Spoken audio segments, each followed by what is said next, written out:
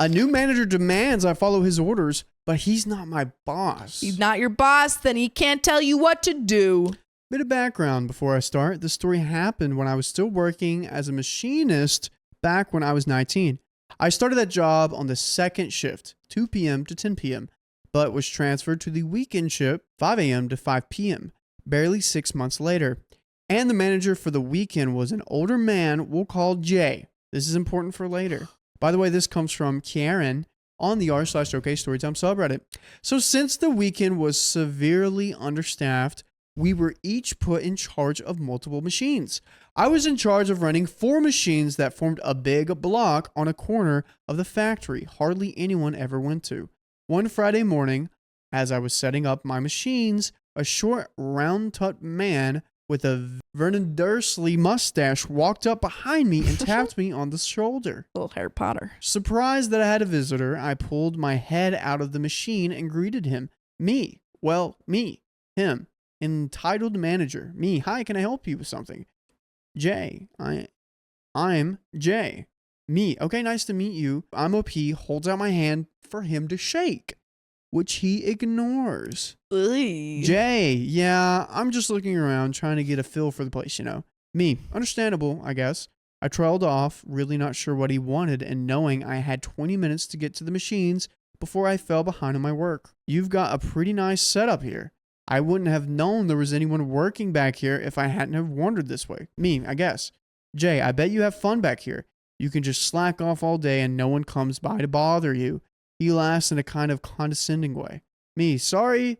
Is there a point to this conversation or can I finish setting things up? Yeah, I probably could have been a bit more tactful here, but I worked my butt off and I had the highest job completion rate of every shift who ran those machines, which was quite a feat considering I was alone and the other shifts had 2 to 4 people running those same machines. Jay sneers at me. You know who I am, do you? Me, nope. Should I? Jay, yeah, you should. I'm your new boss. Me. I stare at him for a second, then laugh. No crap. Did Michael finally retire? Jay, what? Michael? What he got to do with this? Me. Well, Michael's my manager. It was at this moment I realized he'd gotten ahead of himself and didn't even know who he was in charge of yet. Ooh. Jay, no he's not. I am. I was just promoted to first shift manager. That means you work for me. No, that's not what that means, I said slowly. I'm on weekend shift, not first shift. So you're not my new boss. Michael is. Jay, if you're weekend, then why are you running first shift's equipment? Then asked in a aha, got you kind of way. Me, this is where I've been assigned. You want specifics? You're going to have to ask the manager. I didn't choose which machines I run. Jay, I am your manager. Me, no, you're not. Now, can I please get back to work? Jay steps into my personal space, looks me up and down with a frown on his face, like it was somehow my fault I was a foot taller than he was. I'm the first shift manager. Me, good for you, man. I mean that, but that doesn't mean you're my manager. Jay pokes me in the chest. I am the first shift manager. That means you listen to me. Me looks down at his finger and takes a step back so he isn't touching me anymore. Don't do that. Seemingly amused by my response, steps closer and tries to poke me again. HR. It was at that moment my actual manager showed up. Michael, what's going on, OP? Machines ready to get moving? Me, not yet. I was just being introduced to Jay. Here. Guess I got distracted. Michael sees how irritated I look and quickly realized what's going on. Is that right? Hey, Jay, why don't you let me introduce you to the other weekend guys? OP's got to get these machines going so he can make rate. Jay smirks at me. Yeah, sure. Have a nice day, OP. I guess I'll see you later. Michael leads him away and I got back to work without any more interruptions for the rest of my shift. But Jay had apparently decided that my defense was unacceptable and something he needed to personally correct. Not looking good. But I think Jay's gonna go to Michael and be like, this is unacceptable. OP needs to listen to me. And Michael's gonna be like, you're not his manager. Yeah. And then everyone's gonna be happy. Facts. And that's the end of the story. I hope so, dude. Yeah. I don't like this back and forth at all. So I hadn't seen the last of him just yet.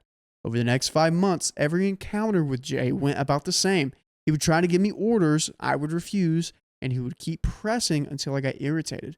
But eventually, Michael got tired of hearing Jay complain about me not listening to him and called me into the office for a chat. He basically told me to just suck it up and did what he asked. That was only because I wasn't listening to him that he kept bugging me, and that if I just give in, he would get bored eventually and leave me alone.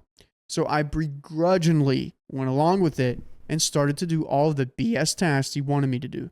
These tasks included painting tables for first shift, fixing entire baskets of parts that first shift screwed up, shoveling brass chips from a wheelbarrow into a barrel for absolutely no reason, and setting up machines for first shift. And I was expected to do these while doing my own job? Okay. You need to go talk to Michael and say, hey, like, can you let Jay know that these are not part of my tasks? If I was in this position and your performance was Directly impacted? indirectly impacted by your completion rate, what I would do is show your completion rate before Jay showed up and show your completion rate now and go, if Michael's not listening to you, maybe go even above that. Be like, hey guys, I know I'm just a little guy here, but I'm doing a lot. Look at these numbers. Mm-hmm. I don't have time to do these extra tasks and get these numbers. If I really didn't need the money, I would have quit at the moment. Michael told me to go along with all this crap. But since I didn't, Jay got even more brazen as time went on.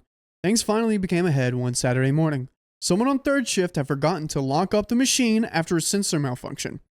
So I went about setting it for the next order code, like I always did, completely unaware of the time bomb I had my head inside of. One of the pneumatic doors bugged out due to the faulty sensor and slammed my head and slammed shut on my hand. I should have mentioned I had the machine in setup mode, which would have stopped that from happening. But that's why it's so important to lock out a machine when there's a sensor or electrical error in those machines. Dude. That's terrifying. I was lucky my hand wasn't crushed, as it was my hand basically turned into a single giant bruise that made it down to the bones. Even with the help of another coworker, I got my hand out and went and reported the accident to Michael. Company policy stated that I had to go to the hospital to have it checked out. After having the machine inspected, Michael knew I couldn't have done anything to prevent it, but I had to go take a rug test after the hospital visit as formality. Well, Jay got wind that I was involved in the accident and decided now would be a great time to press his luck. He comes barging into Michael's office, demanding to know why I was so stupid to put my hand inside of a machine that everyone knew was messed up. Because I didn't know it was messed up. Jay, that's BS. You just wanted an excuse to go home. He wanted an excuse to go home, so he almost crushed his hand. That's crazy. That is crazy. I ignored him and kept my eyes focused on Michael while he finished filing out my paperwork. Ooh, Jay, I always knew you were an ussy, but this is a new level even for you, OP. What? You can't stand working like a real man, so you're just gonna go home? I kept ignoring him. Jay, hey, OP, I'm talking to you, OP. He steps around in front of me and pokes me in the chest while still ranting at me. Him touching me was the last straw. Me. Michael, get this stupid effort out of my face. Jay, oh, you've done it now, he said triumphantly. You can't talk to me like that. I'm a manager. I'll have you fired. Me, please do. Do it. For the love of God, fire me. Michael, OP, calm down. Just think about what you're saying.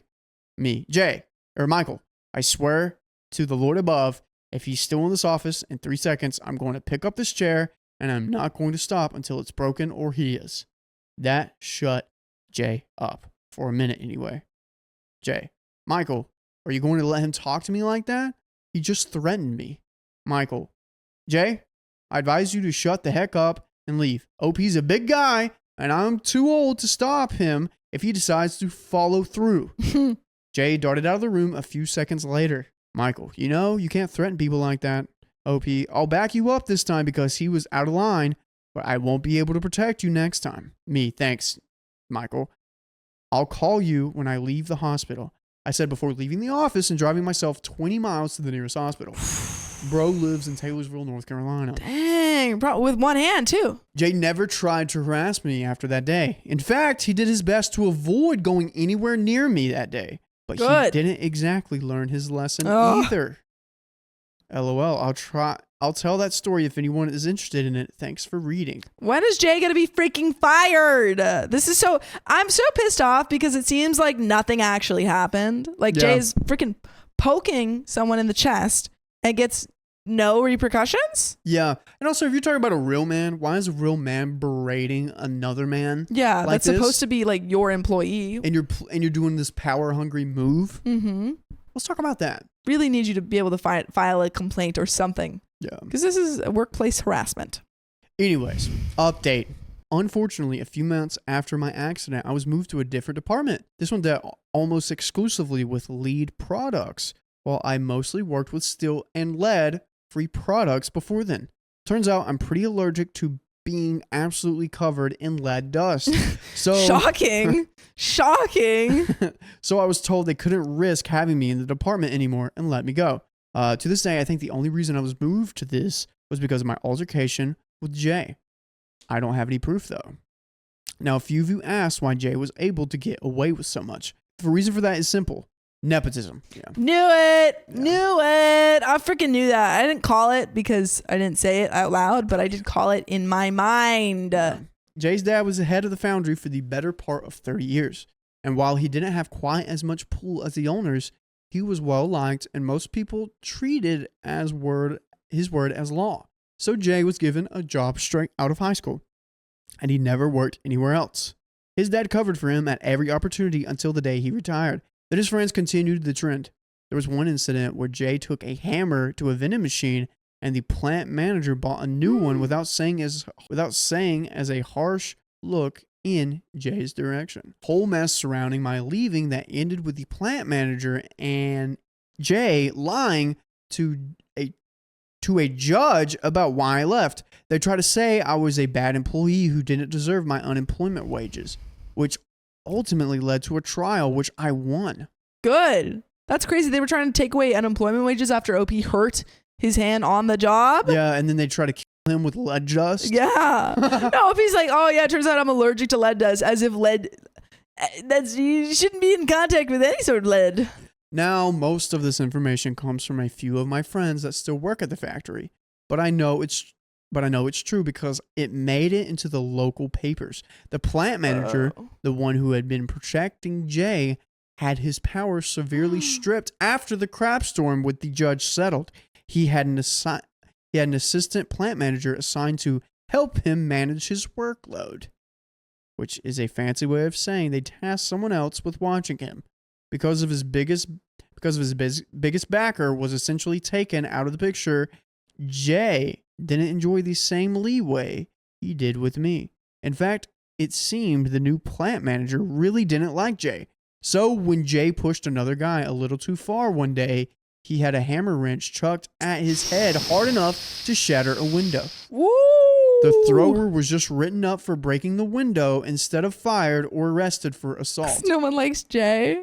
That's crazy. Oh my God. How hated must you be? About 8 months after I left, the plant manager who had been protecting Jay was let go by the company, and for good reason. He had the plant making parts they didn't even have orders for. And for those who don't know, at the end of the year, when it's time to report the earnings and inventory to the IRS, you actually have to pay for the inventory you have on hand, presumably as estimated income, since it's assumed you had orders for them. They had 10 30-foot tall, 40-foot wide shelves full of baskets of parts ready to be sold. And one of them had an order code assigned to them. So the plant manager was gone after that blunder. An intelligent person would have realized that after that it was time to stop being an a-hole to people and that they were well and truly alone in the factory. But not Jay. But not Jay. That's what it just says. No, he didn't learn a dang thing. Despite hammer wrenches being thrown at him, his tires mysteriously going flat 5 times in a month. People hate this man. And pretty much everyone in the factory hating his guts. Why he wasn't just fired, I honestly don't know. But he wasn't. till the day he landed the company in ever more hot water. Woo! Finally. How does the company not Jeez. know this? I know. Come on. Like, if any of us pulled this BS to put the company in jeopardy, ow! So there was a truck driver who had been working for the parent company of the factory for 20-something years. He was well-liked, soft-spoken man who had never been so much as written up on his 20 years. So he's a good hard worker. Mm-hmm. He was also black, which is important for the next part. We called the truck driver TD for simplicity's sake. This story was told by my friend Giovanni, who was a machinist, and he was working about 10 feet away from TD when this happened. One day, while truck driver was waiting for his truck to be loaded up, Jay spots him standing around his phone. I heard he was talking to his wife, but I don't know actually. Jay, hey, what are you doing? Truck driver pulls his phone away from his ear. I'm waiting for my truck to be loaded. Do you need something? Jay, well, if you don't have anything better to do while you wait, how about you grab a broom and start sweeping? You know, actually make yourself useful for something other than blocking the path. Truck driver, oh, I was blocking you? Sorry, I didn't realize. Tries to move out of the way. Jay, didn't you hear me? I said grab a broom and start sweeping. Truck driver, that's not my job. But look, if I'm bothering you, I'll just wait outside until my truck is ready, okay? Jay, that's why I hate you, slur. You're always trying to do anything to get out of the work. So someone get that wrench. Someone get that wrench. Throw it again. Truck driver hangs up his phone and tucks it in his pocket. Don't do that again. Jay, do what? Truck driver, you know dang well what. I don't want what kind of bad day you're having, but don't use that word. Jay steps closer. What'd you say to me? Truck driver backing down. I said don't use that word. Jay, what the F are you going to do if I do? Slur, using the word. Oh my god. He said it while poking truck driver's chest. Someone What punch truck this man. driver did was immediately after that word left Jay's mouth a second time, he punched the daylights out of him. Yes. Now, I've heard conflicting stories about this part. Some say he jumped on Jay's chest and proceeded to pound him to the concrete until someone could haul off Jay. But Giovanni claims truck driver only hit him once, and that one punch cracked his eye socket, shattered his nose, and broke his jaw. If you're freaking racist, Where did he punch him? well, It broke his jaw? he probably did like a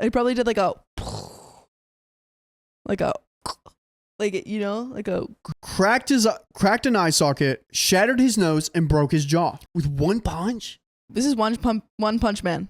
It's the I've anime seen- One Punch Man. The only crazy thing I've seen is someone take one punch and shatter someone's jaw. Just for good measure, there was a forklift parked behind Jay at the time that's cushioned Jay's fall. The forklift driver sitting in the driver's seat swears he thought he'd rear-ended by another forklift after Jay fell into him.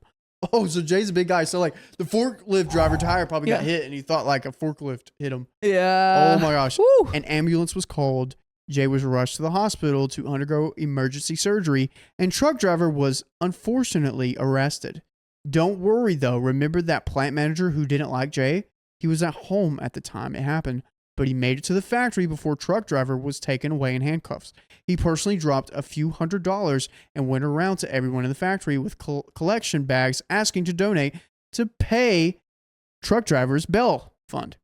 He raised over 10 grand in less than an hour and had truck driver bailed out in 3 hours. Dang! Everyone loved truck driver and also probably freaking hated Jay. Damn. That's what I love to see. That's That what I is love to see. crazy. I'm sorry. If you're going to freaking talk, just be a little racist bigot who sucks, you get walloped. Holy You get cow. walloped. Truck driver sued the company for emotional damages, Good. racial discrimination, and a Good. couple other things.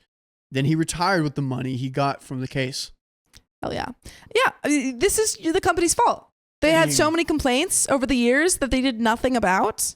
That's absolutely negligence. Not even Holy negligence. It's cow. just like willful ignorance. There were a lot of people who backed up his word that Jay started it. By the way, if you want to start listening to us on your favorite podcast platform, search up OK Storytime on your favorite podcast platform like Spotify. Or Apple Podcasts. There we are. There we are. And before we finish the story, Yeah, I don't have anything else to say. No, This is an incredible satisfying. I'm happy. story. Truck driver did everything he was supposed to do Mhm. and got paid for it and retired. Yup. He's like, retirement's already happening. He probably got more from this Yeah. than he ever would have if he Mhm. actually retired with the company. And as for Jay, well, he was fired before he woke up from his surgery anesthetic. The plant manager personally drove almost an hour on his off day to tell Jay the good news in person and then waited for him to wake up just to make sure he got it. He applied to several other management positions in the local area, but he'd burned a crap ton of bridges during his life. Yeah, and also and you no can't one get a would hire job him. if you're not a nepo baby at these places. Jay now works as a food vendor at a traveling carnival. I see him once a year when the carnival comes to town, and he scowls at me every time like I personally ruined his life. That look is the only reason I still go to that carnival. And that's the end of that story. He's like, I love to see it every time.